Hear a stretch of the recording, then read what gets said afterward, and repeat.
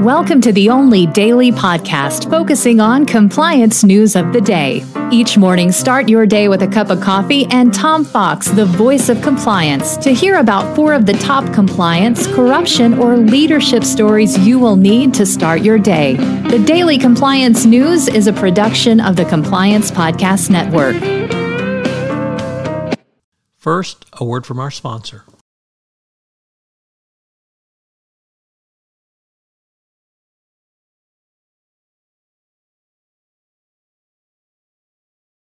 The Daily Compliance News for January 2024, the National Championship Edition.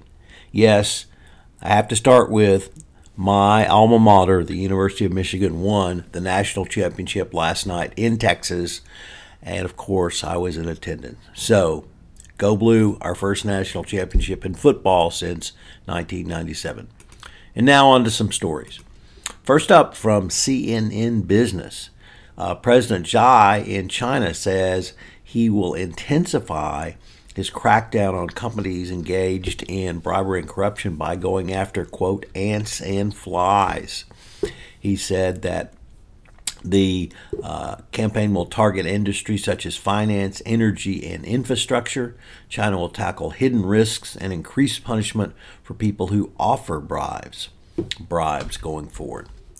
Next up, from the Wall Street Journal, Elon Musk lashes out at the Wall Street Journal for reporting on his drug use, claiming, quote, I never failed a drug test, end quote.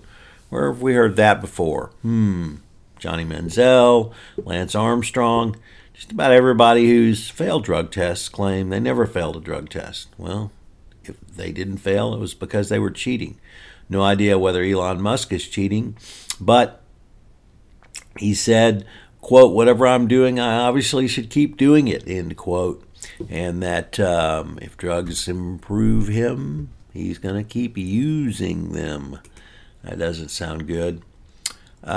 Next up from the Washington Post, and literally a plethora of newspapers about the problems Boeing is now finding itself in around the new issues with the 737 MAX.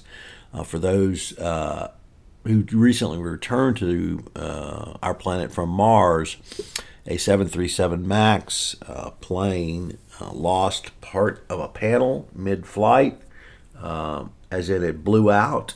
There have now been parts of the plane have been found on the ground. Miraculously, an iPhone blown out of the plane survived a 15,000-foot fall. Good on iPhone. Maybe that titanium really is useful, as Lily tells us in the AT&T commercials about iPhones. But also, the increased scrutiny over the 737 MAXs has grounded a large portion of the fleet and, more importantly, driven down the stock price of Boeing. So, continued problems there.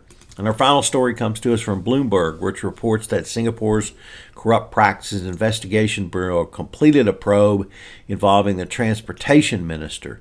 The case is being reviewed by Singapore's Attorney General to determine if corruption charges will be brought.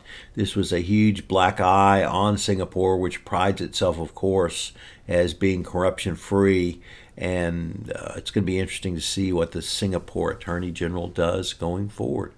So, once again, sorry I have to say it again, go Blue. The Daily Compliance News is a production of the Compliance Podcast Network and a proud member of C-Suite Radio. Thanks so much for listening. I hope you'll join me again tomorrow.